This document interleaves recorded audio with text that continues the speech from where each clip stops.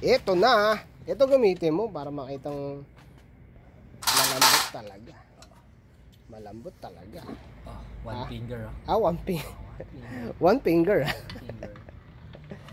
Eh.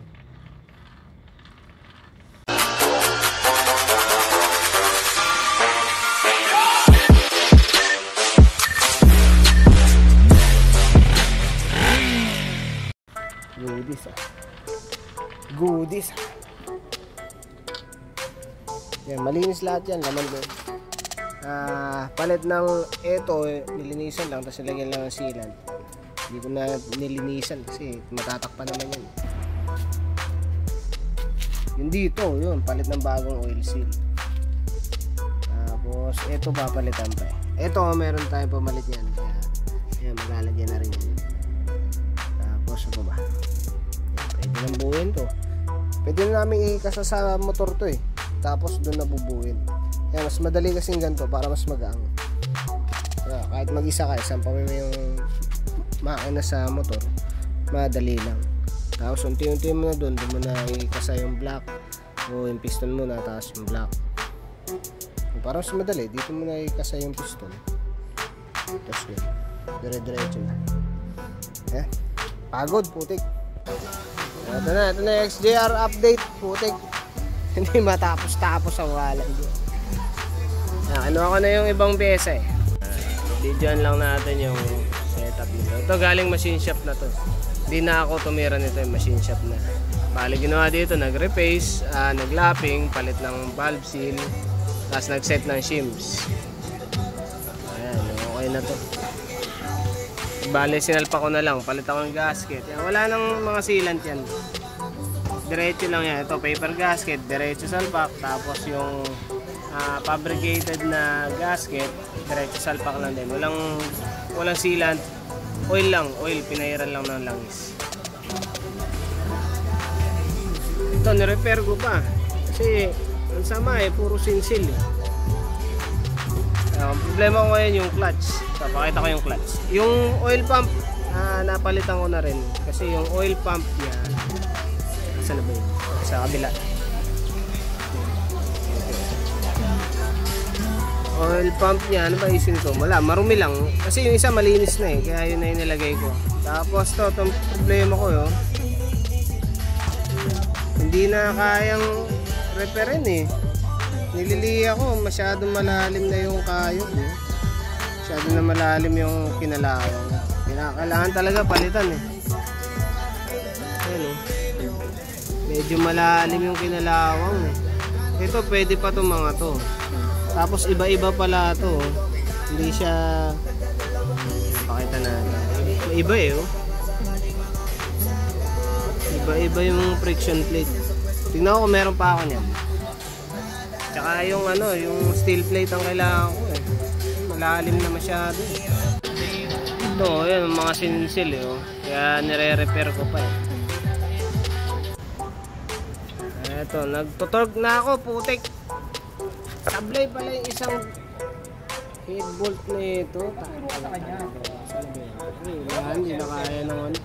Wala nang thread ang putik. Kahit talaga. Bad trip. Kahit talaga. Visit. Ayan, hinugot ko ulit. Tapos lagyan ko na lang ng sapin. Tapos subukan ko i-retread. Dito re-repairin ng putik. Na. Alright. Tapos gumawa ko na ito pang plug. Tapos bubutasin ko yan. Screw yan dyan. Tapos bubutasin. Tapos i-retread ulit na papasok yung original putik. Not easy. Hanip. 35% na husay. So stock na tornilyo. Saan ko nilagay? 35% na husay ah. Ay hindi ito. Kasi mahaba ito eh. Maiksi. Ayun. Ito pala. Di ba tinanong pa ako magkano bili mo? Sabi mo binigay na siya sa friend. Hey! 35% na husay. Ito na yung nakaset na. Ay, tutunugan pa. Ito sila nag-set nito eh. Napakita ko lang. Ito, in-oversize nila yung thread. Tsaka yung tornilyo. Malaki na. Siguro lost thread na yan. Tapos may isa dito eh, na hindi ito. Parang isa. Uy! Sige dyan. Magulo tong puta na to ah. Tapos ano pa ba? Ayan, nakaigpit na yung mga yan eh. Naka-time na rin. Ito. Mags. Pakita natin naka-time talaga.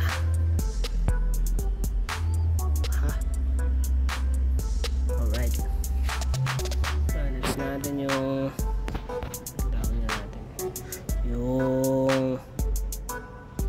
starter, tapos yung stator, tsaka yung mga takip. Yung mga takip, nihintay ko pa yung mga stainless tornilyo kasi kulang na itong mga to eh.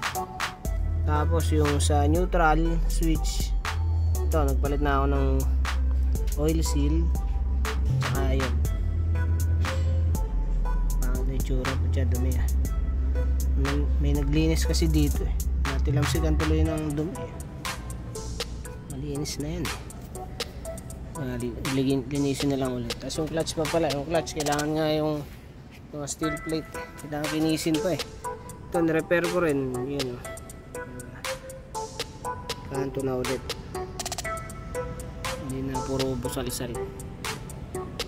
Pwede nang gamitan ng wrench. Kaya parehas nyan. Yun na lang yung steel plates, kailangan ko nun.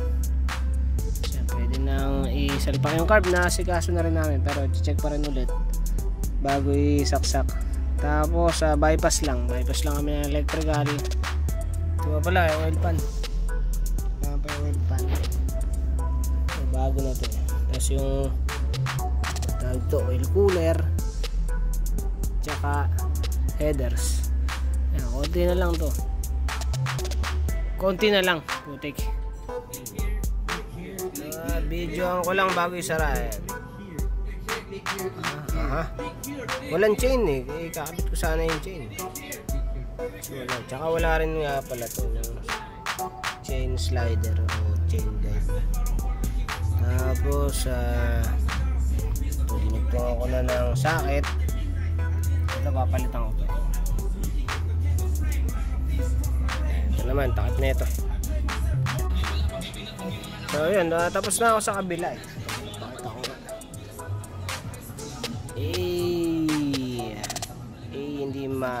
Hindi ma-appreciate ang dilim. Ayan, dito naman sa clutch. Yung clutch, wala akong makuha mo steel plates. Niliha ko na lang. Kaso meron talagang mabukbuk, malala eh. Malalang bukbuk eh. Yata eto.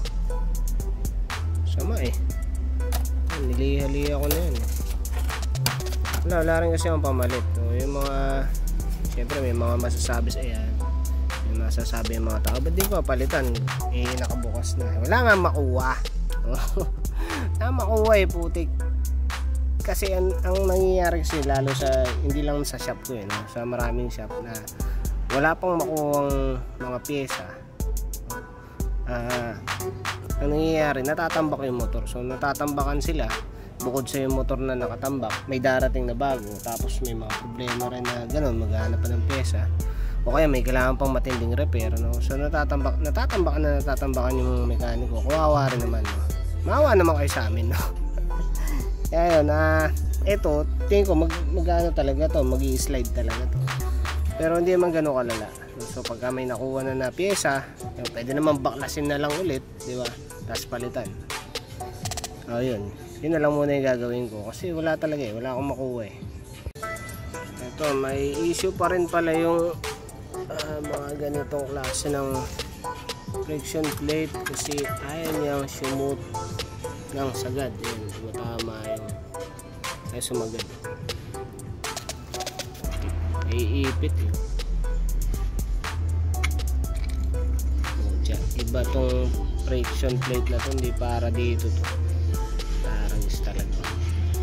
Ayan, di ba yung mga ganyan kasimpleng bagay, no? Hindi man ako naglagay niyan. Yan yung nakalagay dyan. Malay ko ba't ganyan pinaglalagay nila. Taragis talaga. Sabi natin, ayan yung mga magkaiba. Ito shoot to eh. Pagka nilagay ko dito, diretso siya hanggang sagad. Yun. Tayo talaga. Problem pa rin ang putik. So ito na yung mga friction plates. Binalik ko lang yung luma niya kasi wala tayong pamalit niyan, putik. Kunti na lang, putik.